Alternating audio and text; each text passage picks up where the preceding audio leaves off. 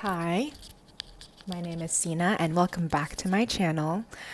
I have something on my heart that I want to share, and it's a title that I wrote down in my notes that I knew I wanted to talk about, but I just didn't have like the words or the story yet that I knew I wanted to share, but I guess it came now. So I want to talk about how being physically abused or how domestic violence affects you long term and my own story about that. So let's just get into it.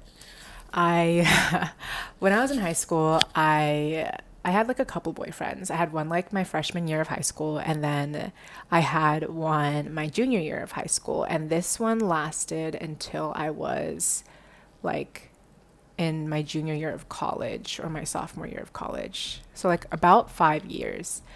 And I was 16 when we started dating. And it was good for like the first couple years. You know, we were obsessed with each other. I really loved this boyfriend way more than I did like my first boyfriend, like whatever, when I was 14. And I knew because, like, I don't know, we were just I think about how I was with him and how we were together, and we just like would eat each other up, you know, like we just gas each other. We would, I don't know, it was just so cute, like a cute, like high school relationship. Homecoming, prom, he was on the football team. I would wear his jersey to the games, like all the cute, like high school stuff. And then we'd have like our fights and like our little beef, and then like, but then like we both knew that we wanted to like be with each other, so we I'm so okay, hold on. I'm so giggly because I'm really transporting myself back to that moment when I was like 16, 17. And it was such like a young fresh love, you know. He was my first, I think it's safe to say he was my first love. Everything was all fine and dandy, and then we graduated. He ended up going to a college in a different state, and I was going to go to community college because I wanted to transfer to like one of the UCs, like UC Berkeley or UCLA or even like USC. We stayed together, but he wanted to break up. And if you're 16, 17 watching this, if your boyfriend in high school says he wants to break up after graduation, break up. Break up. You know what he's trying to do, right? So, or like you, like not even just what he's trying to do, but you're already, if you want to stay together and he wants to break up, like it's not going to serve you to stay. Just trust me. You're going to build self respect early in your life if you just leave and you're like, oh, okay, bet. You just let him go, let that man go. Or if you're a guy watching this, let that girl go if she says she wants to break up. But yeah, so, but then I was like, no, let's work on it. Like, I really want to stay together. And he was like, okay, you know, like he was like, okay, like let's stay together. It's like, and it was summer, you know, we're still in the same hometown, we're still seeing each other. And then so like we just had a small conversation about that. Remember, like we're 16, 17 having these like big conversations. Like, are we going to stage it? Like, you know, you can imagine how limited the language is and also just like the big picture kind of planning is. So we're like, yeah, no, it's going to be fine. Like, he's like, I kind of want to break up. I'm like, I kind of don't. So let's find a way to work this out. So we stay together. And then he immediately just starts partying. Like, he's partying all the time, you know, getting drunk. And he was already like this, like, when we were together in high school. He was very like football team, going out to parties on the weekends, had a car, you know. And then I was very much like, I'm staying inside to read. And this was largely because my parents were very strict and my dad was very controlling. And of course, like as a parent, you just want to keep your only daughter safe. But like, I was not going out to parties and stuff like he was. And so that like X 100, like times 100 when he moved to college. And he was meeting all these people, you know, like we were still talking and it was cool. I was getting FOMO. I'm like, oh man, like I really miss him, you know, but then like he'd come back like Thanksgiving and Christmas and stuff. So that was that. And then I think it was a few months in, or like maybe it was second semester. I don't remember when exactly, but he cheated on me. And this was the beginning of the end, right? Or maybe us deciding to stay together was the beginning of the end, or maybe not, because some people do that and they, decide they do want to be together. But him cheating on me was the beginning of the end. After that, I just felt so, I don't know why I'm laughing. It's not funny. But after he cheated on me, that relationship was, I became so anxious. Where before I was more like, oh, like guys like me, like that's how I was. Like in my freshman year, like there were like two, three guys, like, had crushes on me, whatever. I chose one boyfriend and then I ended up breaking up with him because I was moving. So then we didn't stay together. And that was a clean cut, right? That was when I was 14. And then I moved to my new high school and I'm just like not dating. And then I think I have like a couple crushes, but like they don't like turn into anything. So then I'm just being like a little high school girl. And but after he cheated on me, I felt a pain that I had never felt before. It lived in my chest and it took root and it just, I don't know what it like, it's like there are claws around my heart, gripping it. Like, not only that, but like he would not respond for long periods of time. He would, I don't like, he would block me and then unblock me. He would turn his phone off. I was just like calling him all the time when I felt like as this cheating thing is going on, because now I'm paranoid. Now I'm the paranoid girlfriend. And at that point, he still didn't break up with me. And I think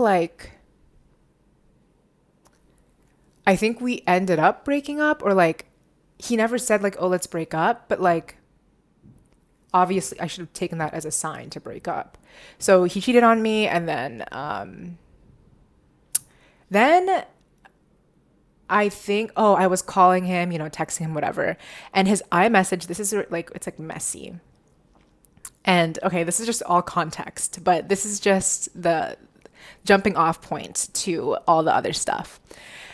His mom, he had like a Mac or some Apple device that was connected to his phone, and his mom had access to it. Like she was watching Netflix on the iPad or something like that. And my messages would pop up and like my audios, or I don't remember. I think there was still audio text back then, but whatever.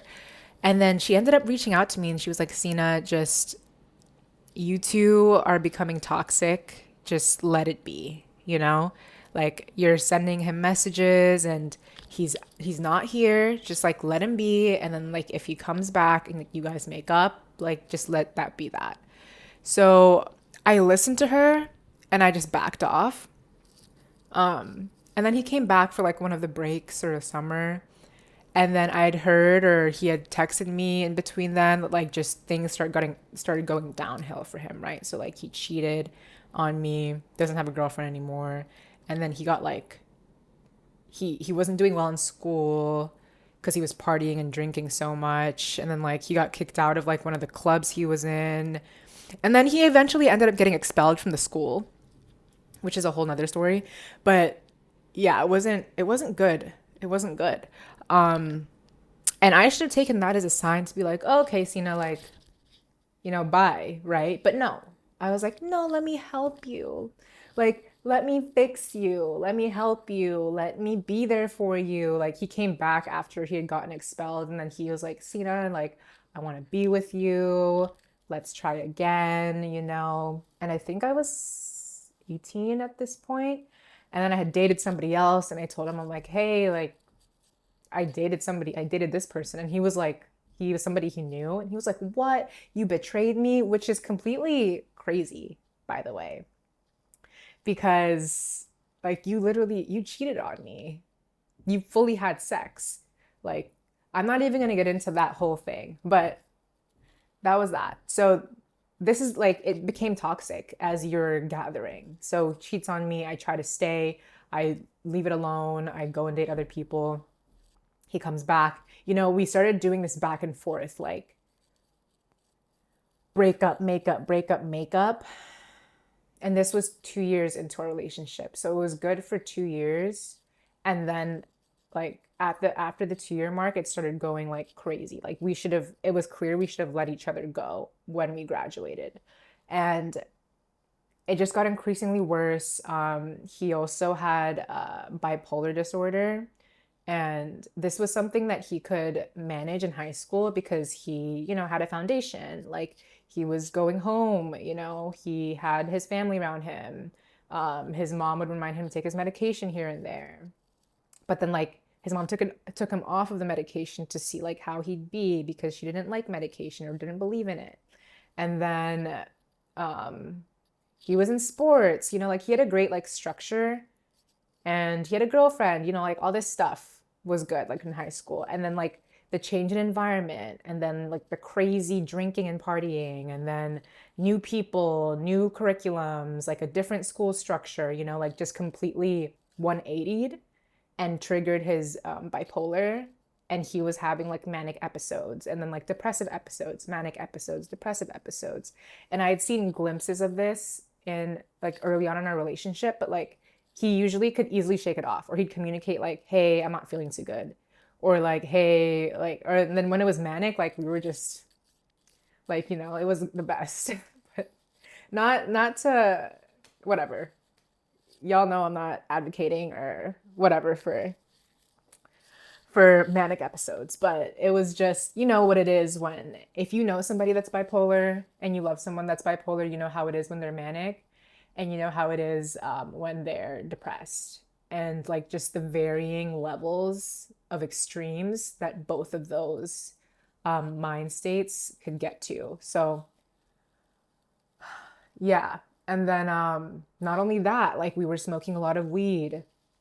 There were lots of like things that, could have affected his brain chemistry, his and mine, especially in those formative years. And I was sneaking out like by the time I was, I think, 17 or 18, because my parents had always told me growing up, like once you're 18, like you can start doing whatever you want, making your own choices, but until then, you're locked up, that's literally what they would say to me. So when I turned 18, I'm like, okay, bet, like I'm out of here. I still live there. But then I listened to them. I'm like, you guys said that when I turn 18, I can do whatever I want. So this is me doing whatever I want. So then I would sneak out because, they'd still not let me do certain things because I was living at home. But like, it was like the rules were a little loosened, right? Because I was going to school. I got a job at this point. Like I was hustling. I bought my first car. Like I wanted freedom. So that's what I was doing. And I, through all of that, through working all of that, like I was in this relationship still, on again, off again. And then it became abusive. We would start fighting all the time. But then we'd like fight and then have sex and make up and then forgive each other and then fight. And then like it was just like this roller coaster, right? And we'd have periods where it was calm, like we'd just like chill, we'd go eat, we'd hang out, we'd spend time together. It became like a coasting relationship, and at the same time, a very volatile one, because like anytime we'd have a fight, it could immediately turn violent. I remember I was driving down the street once and we started fighting in the car, and then like he just decked me on my, like across my face. As I was driving, caused me to swerve in and out of the lane. We could have killed somebody or ourselves. Another time we were fighting at his house, and like I knew he was going to try to like grab me or choke me or hit me. So I like tried to run into my car, ran into my car, locked the doors, drove away. He tried to stay he tried to grab onto the car and just like not let me go. Um, we would fight at his house, get really loud, throw things. It was really toxic. I Those were the two that I remember. Like those were the two very important like physical fights that I remember, but I know we had more. I'm I need to sit and think about them if I want to bring them up, because it's like those two that I just described were so vivid that they almost superseded any other small hit that I took, even though they were still like hits. And then I would fight back, and it became abusive. And in the moment, I just think, like, oh, I'm still, like I'm still standing. Like it's like a WWE fighter. Like I'm still like I got next round, like I'm still in the game. And your brain adapts very quickly to like what's happening. It like quickly puts you in survival mode, protects you, like so I I didn't have words to describe this when I was going through it, but I would dissociate from my body, and then I would just focus on like what I needed to do to get out of it, fight, flight, or, fawn, whatever it was, whatever the coping mechanisms are. And that happened for 5 years until, oh my gosh, he came to my college. I went to school, I went to UCLA. I ended up transferring to UCLA, and he came and he like choked me at my dorm. He got super drunk one night, choked me, and then he left because when I think my roommate called the cops, and then he left and he like crashed his car on Mulholland, like that really windy road. If you're from LA, like you know which one I'm talking about. If you're driving super fast and you're not paying attention and it's nighttime, like you can easily crash, and that's what happened to him. So he totaled his car after abusing me at my college. And he had said like, oh, like what led up to that? He had said, oh, like let me come by. Like I was in the area, I was in Santa Monica, like at a bar or whatever. He was partying. And then I was like, no, I have work tomorrow. I have class. Like, nah, like whatever. And he's like, please, like I'm around the corner. So he ended up coming by. I was like, okay, fine, just for like an hour or something. And then he comes, we talk, we get into a fight like immediately. I don't even remember what about, but it's already like on the phone it was cutesy, right? Like, yeah, come over. Like, I don't know. Like, okay, like yeah.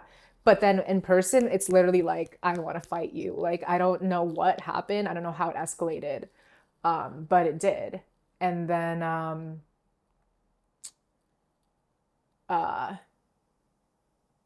yeah, so that's kind of, you guys have like a great picture of how abusive it was, right?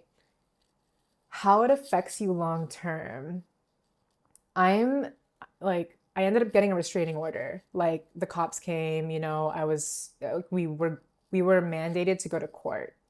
And the judge put a 5-year restraining order in place, and he couldn't be within like, oh, I don't remember how many feet, but like he basically couldn't be around me, and he couldn't step foot onto UCLA grounds. So as long as I was at that college, and as long as I was, alive, and he was not near me or whatever, that took place. Otherwise, he would go to jail, or I could call the cops and he'd go to jail. He'd be in violation of his restraining order.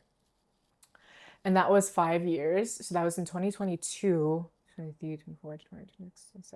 No, that was in 2021, 2019. That was in 2019, 2020, 21, 22, 23, 24. It ended in 2024, 2025. I don't remember what the paper says. It was one of those years, but it was like a 5-year restraining order. So then, and in 2024 and 2025, I was in Florida. So I was so far away from him. I was living in Florida, and then it expired. And then they said that if I wanted to renew it when it was in place, like I come back to court and renew it if there's still issues going on. But then usually they said that usually we find that like there aren't any more issues after that 5-year mark. But yeah, that happened. And in the moment, like in those time periods, like I was not thinking of my safety. Like I was not thinking, how is this going to affect me long term?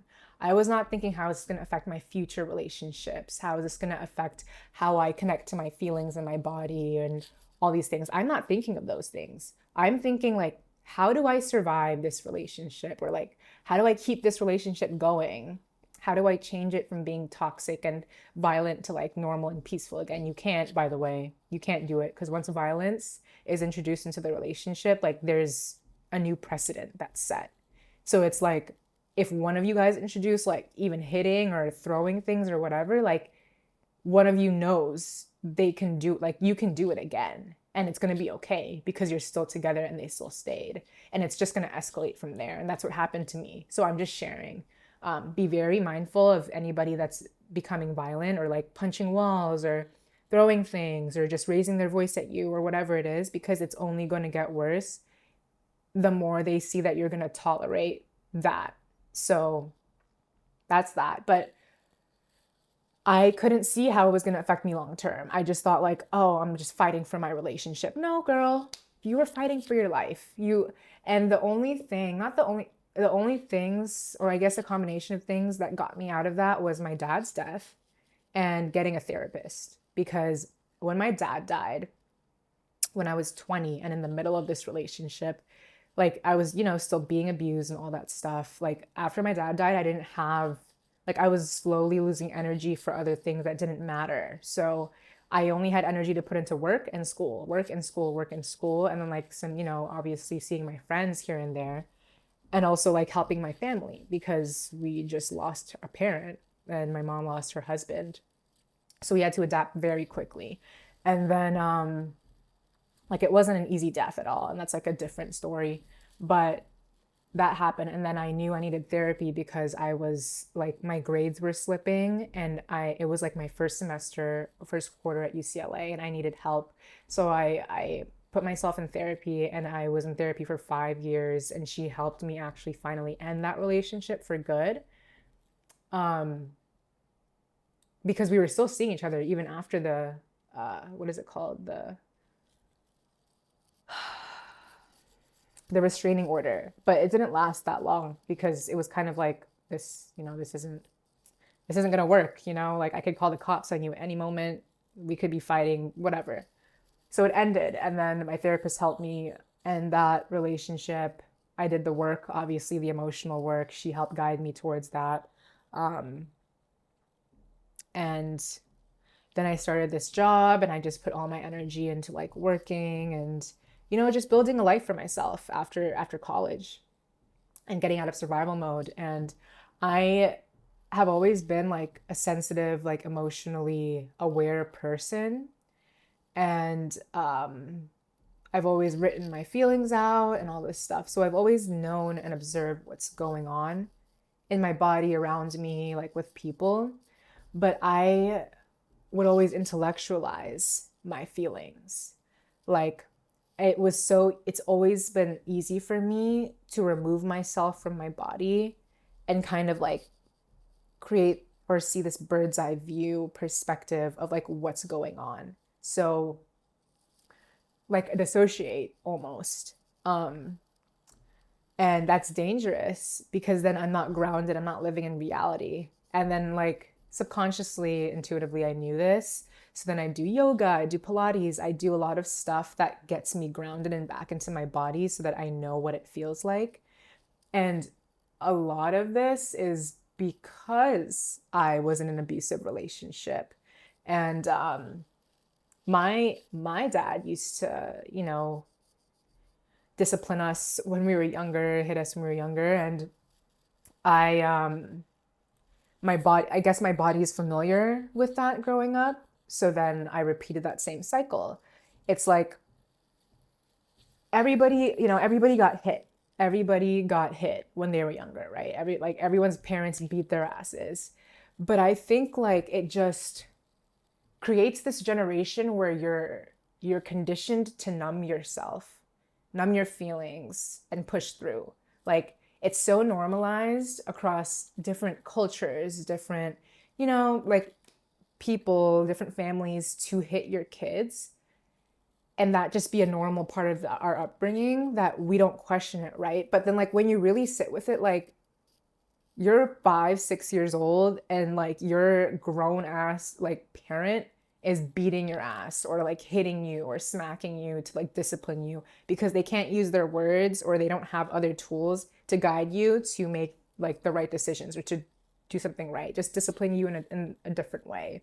And today they call this gentle parenting, but I think it's just like parenting without abuse, right? Like I see my friends' kids and I'm like, I would never, like obviously it's not my own child, so like I would never hit them to begin with. But like if I had a child, I would not hit them. Like I don't think I'd like, I grew this child in my body, gave birth, saw how innocent and helpless it was, and then a few years later I decide to hit them because they're not listening to me. Like when you really sit and think about it, it's kind of psychotic, right? It's insane. So then that happened to me, like whatever degree it was, and we make excuses, right? Oh, I wasn't hit that bad, or I wasn't bruised, or but like you were hit, so your body remembers what it feels like.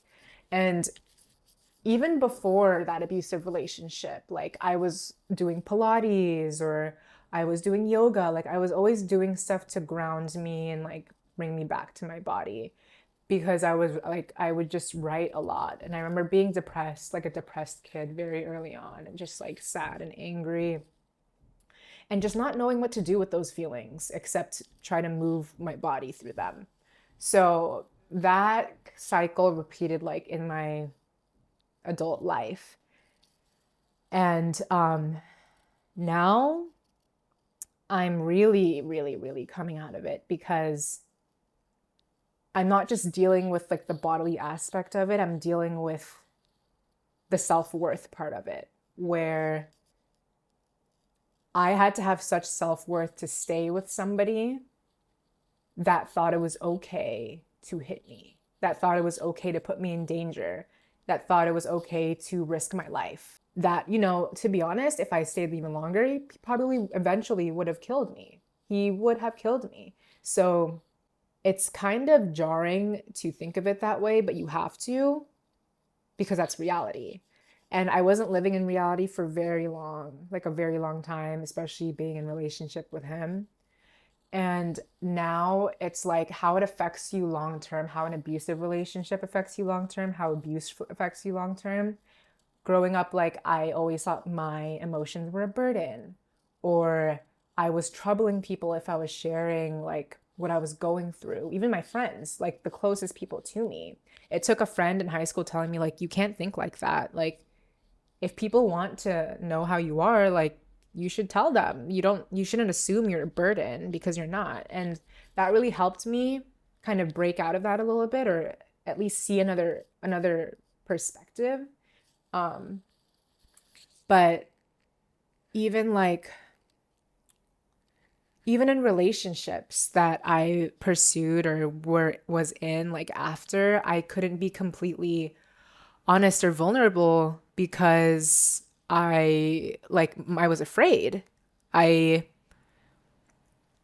and it's like echoes of that abusive relationship. And like obviously me being able to put myself out there again and start a new relationship was a feat in and of itself, right? Like putting myself, like risking my heart again, but I really wasn't. It's like I was with people and I wasn't I wasn't giving my heart away. Like I wasn't giving my heart to them like that. I wasn't fully trusting people. I fully expected them to hurt me. And then it happened again in the relationship I was in after that one. It didn't happen all throughout the relationship, but we were together for 2 years. It was like, it was fun. It was cool. And then it wasn't. And then it ended in domestic abuse, in like physical altercations. So then instead of continuing that, at the first sight of that, I was out, because there was no signs of that before that time. After that, I'm like, this is a pattern. There's no way like I'm going to keep getting into relationships with people that hurt me and abuse me. And I had trusted him. I trusted both of those guys. And so relationships after that, I decided to not. Like I was like, okay, let me not be as vulnerable. Let me not say what I mean, let me just be a completely different person. Like complete opposite of how I was with those two boyfriends. And it didn't work because it's not like I wasn't being myself. I was afraid to be myself. And as a result, like my partner, like the relationships just didn't work out because there just wasn't enough honesty on my side and then like also on their side, because we were like, relationships are mirrors. They reflect to you what is happening inside of you. And I also wasn't ready to work on it. And then I also decided like I didn't want to be with those people long term. Like our lives weren't aligning. We weren't compatible long term. So that was that. And then my most recent boyfriend is when I decided to open up my heart again and trust again and be vulnerable again. And it didn't work because it's like I chose wrong. Like I was ready to be vulnerable and open, and like honestly I started off that relationship super secure. It's like I waited for him to be ready. I explained to him like, hey, like I really like you, like I like spending time with you. Just like a natural progression of a relationship. And like we'd give each other it seemed perfect. We'd have our own lives, like we have our own like individual pursuits. We also worked in the same industry, so we understood a lot of the things that were going on. Um, and just like without explaining to each other. And we just had a lot of points to connect on. And like we have like similar like mindsets, I would say, in terms of like being excellent and doing things the right way, or like being structured, but also like, I don't know, I really love him. And it's really unfortunate that we broke up. And obviously, I'm still dealing with the breakup. It's so fresh, but he was the person that I chose, like maybe it's time. Like, and it wasn't like a conscious choice. It was just like, I feel like I can be a little girl around you. Like, that's how I felt when we were talking or when we were together. I felt like a little girl. I felt like I was 16 again, and it was an innocent relationship, and it was so much fun, and like we just do fun stuff together, and it wasn't like serious. And I like that because it had been so long since like I felt that I'm like, I really like how I feel. So naturally, I opened myself up. That was my mistake. Because I didn't give it enough time for him to show me that he was going to be consistent emotionally, that he was going to be an emotional safe space consistently. It's like he showed me the first month or two, and then as time went on, it became clear that he couldn't be that because he's like busy running from his own emotions. And I'd already dealt with that kind of part of my journey where I'm not running from my emotions. I'm aware I have them. I'm figuring out how to tackle them or be open again or just let them out. Like I'm with them.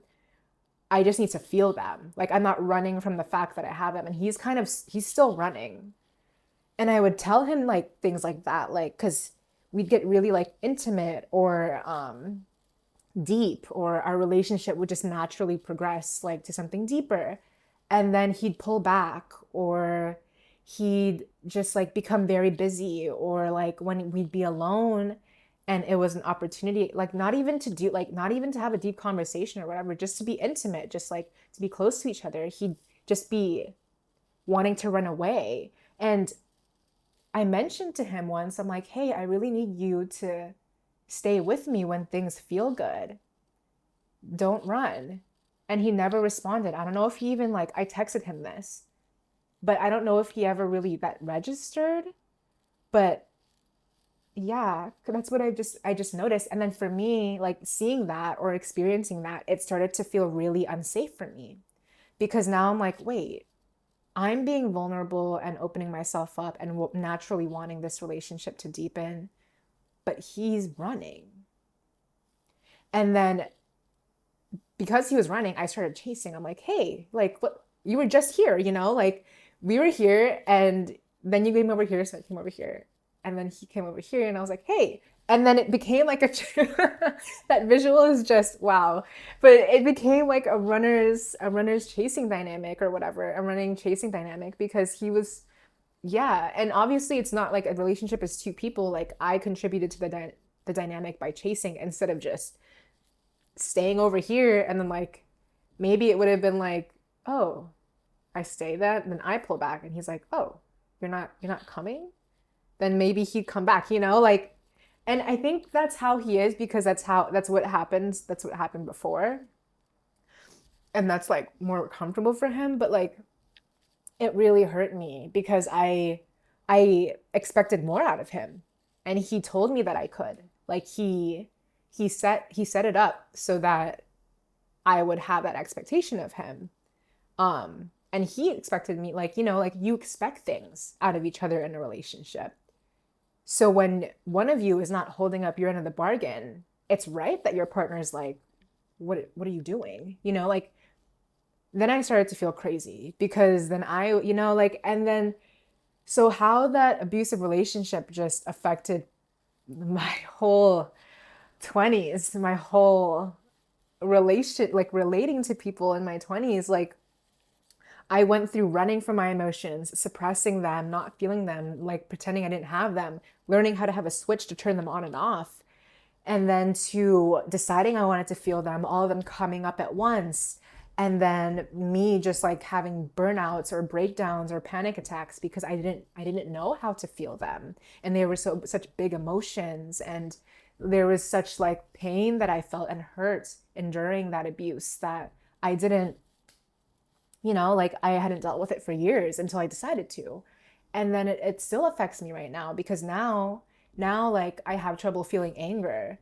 I have trouble feeling like quickly calling things out when they hurt me and instead working through them, tolerating them, moving through them. Like this last relationship, like he would say like he would say like something disrespectful and then I'd side eye it and not feel good about it, but I couldn't name what it felt like. I knew I felt something, right? And then it was not until later until I sat with it. I'm like, oh, that I was angry about that.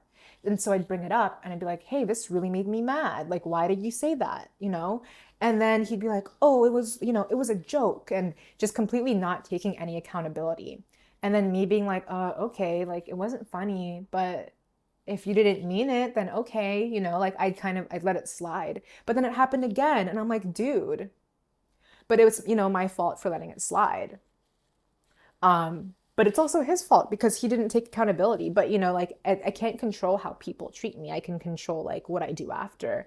And after I should have just pulled back instead of continued to try to explain to him or chase him or just be like, hey, like you don't talk to somebody like this, like sitting a child down and being like, we don't do that. That's kind of how it felt. Like, because he's so, I guess, like emotionally stunted or whatever it is, or just doesn't want to feel it that like it just took it out on me. So that was that. But I am slowly learning to feel my feelings when they come up or feel disrespect or anger or hurt when it's there because these are feelings I felt in that abusive relationship that I had to dissociate from in order to survive it. So now I'm not in it. I'm literally years out of it. And I need to learn how to stay with my emotions and also put myself first. That was another thing. Like in a lot of these relationships, like I wasn't putting myself first. I was kind of like fawning a lot, like another coping mechanism. I was always checking in on the other person, making sure they felt good. And it's almost like just to make sure like they weren't going to try to fight me. And then that repeated in this relationship where it's like, oh, like, are you like, it's like I believe that as long as I make sure the other person is okay and good and like I'm not, moving or doing anything too crazy or then like the relationship's good. But that's not a relationship. That's like me putting the other person on a pedestal and then putting myself last. And that doesn't end well for anybody. And so I'm learning that I need to check in with my needs and what I want and my emotional state and how I feel and what hurts me and what I don't like and what I do like, and remove myself, or like address it, remove myself, like just move accordingly, according to the disrespect. Like I don't have to stay somewhere where I don't feel good. I don't have to be anywhere where that's not benefiting me, or that's not making me feel good, or that's not contributing to like my ultimate growth. Like I don't need to do that.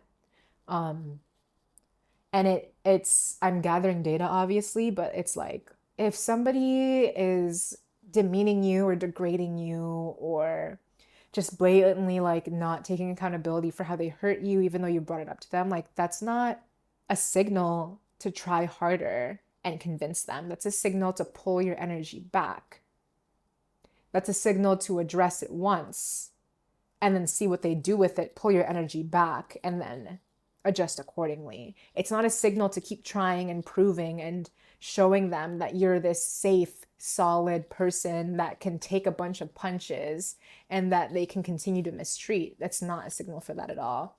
And so if you're in an abusive relationship right now, get out as soon as you can, because oh man, you have years of work ahead of you.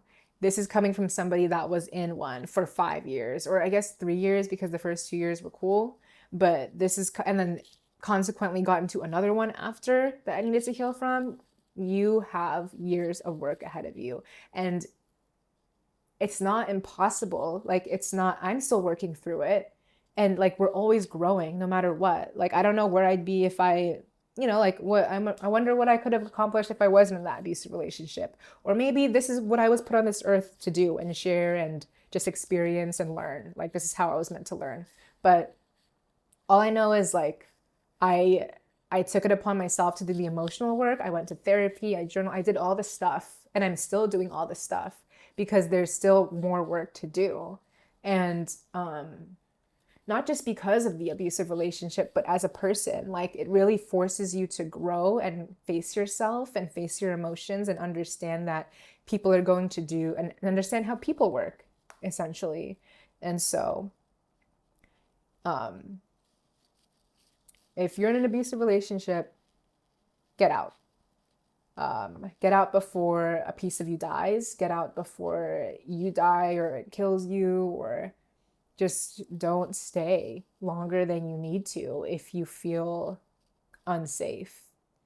And I know sometimes it's easier said than done, especially when there are kids involved or finances or whatever. I'm lucky enough that it was a high school relationship and we had nothing tied to each other, and it became like a lesson for me. But other people just, don't have it as easy, even though that's not even an easy route. It's on its own. But get out, try to find a really good therapist, journal, reconnect with your loved ones, and understand that the work is never easy, but it's definitely worth it.